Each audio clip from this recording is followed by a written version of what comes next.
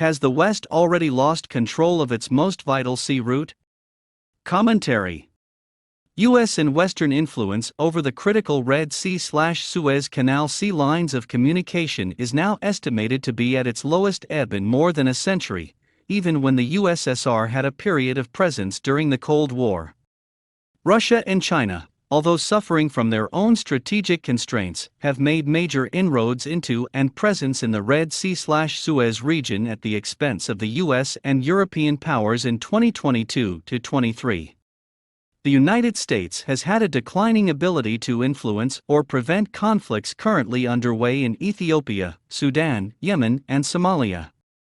Eritrea and Ethiopia have now effectively ended their brief rapprochement of the past 5 years, and both states are increasing their links with Moscow, Beijing, Riyadh, Abu Dhabi, and Tehran, while Saudi Arabia and the United Arabs Emirate are themselves shifting some of their priorities from Washington to Moscow and Beijing.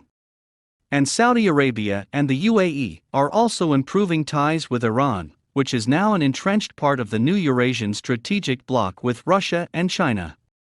Even during the Soviet era of influence in Egypt, Ethiopia, Somalia, and the two Yemens in some of the Cold War years, the West could still count on ensuring free trade through the Suez and Red Sea, because the USSR was unable to build a secure foundation in the region for its own power projection. Now the United States has seen a profound decline in its ability to influence any of the states in the region, including Israel and Saudi Arabia. Indeed, belatedly, the U.S. Joe Biden administration's attempt to embrace the 2020 Abraham Accords and forget its insults of Israeli Prime Minister Benjamin Netanyahu have fallen flat. Israel does not need U.S. sponsorship for its quiet construction of meaningful ties with Saudi Arabia. It is possible that Jerusalem may even find Washington's belated support a hindrance to Israeli links with Riyadh. In this new transformation of the Red Sea/Suez region, even apart from the rapid Saudi and UAE accommodation of China and Russia, the potential for Washington to reclaim old allies has been limited by events in the United States and in the region. Civil and regional confrontations involving Ethiopia and Eritrea, coupled with the civil war in Sudan, are significant dynamic factors apart from the normal strategic evolution of the region and the growing presence of China and Russia. Eritrea and Ethiopia now face a growing rift, so soon after Ethiopian Prime Minister Dr. Abiy Ahmed Ali was awarded the 2019 Nobel Peace Prize for having achieved an end to the Ethiopia-Eritrea conflict. Eritrean President Isaias Afwerki became Abiy's greatest supporter, and bilateral relations revived and prospered, particularly when Abiy was crushing the revolt of the Marxist extremist group, the Tigray Popular Liberation Front. The TPLF had been, when it was in power in Ethiopia until 2018, the driver of the conflict with Eritrea. During this period, Isaias repeatedly hinted at the prospect of restoring a complete union between Eritrea and Ethiopia. Still, Abiy came to see that it was difficult for him to match the strength of Isaias. Now Isaias has indicated his strong support for Ethiopia's Amhara people as they face growing opposition from the Ethiopian Oromo extremist groups.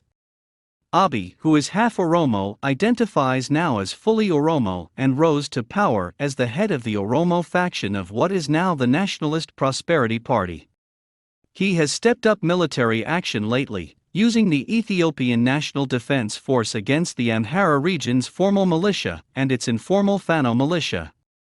So what, if anything, is the United States doing to regain influence in the region? Some of the United States' traditional European allies, such as Italy and, to an extent, the United Kingdom, have begun acting independently of Washington in the region.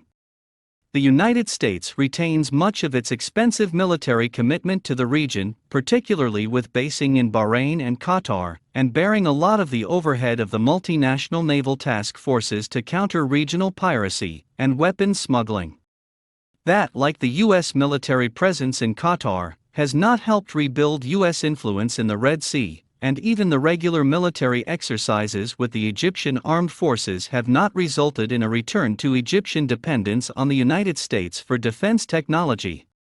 At the same time, while expanding links with Saudi Arabia and the UAE, China and Russia have also begun serious commitments of funds and military support to regional states, particularly Ethiopia and Eritrea. Chinese leader Xi Jinping, Premier Li Qiang, and other key Chinese officials gave Isaias a major public welcome during his visit to Beijing on May 14 to 19.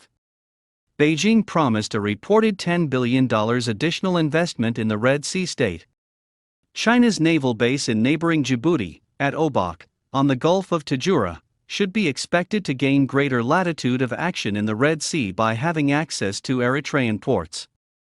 Whether China can afford a $10 billion investment in Eritrea is debatable. Still, it shows that Beijing is fully committed to its Red Sea strategy, even though tensions are now high between Isaias and Abiy. Then, on May 31, Russian President Vladimir Putin announced that Russia and Eritrea plan to sign a number of cooperation agreements. These, as with the Chinese deal, will involve weapons transfers. Isaias had followed his Beijing meetings with a visit to Moscow on May 31, celebrating, as was the case with China, 30 years of diplomatic relations. This was Isaias's first official visit to Moscow. Ethiopian sources said Russia had committed some $900 million in new aid to Eritrea. Earlier, Eritrea had refused to join US-led sanctions against Russia over the Ukraine war.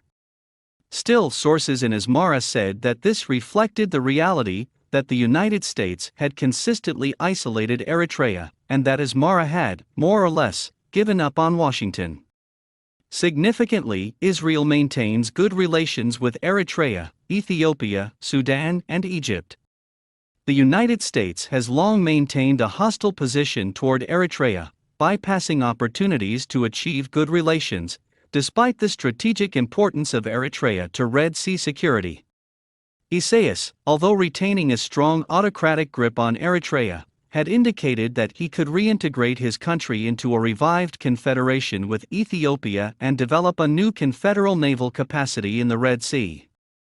Isaias, although painted as a radical, has also expressed his support for the Ethiopian monarchy.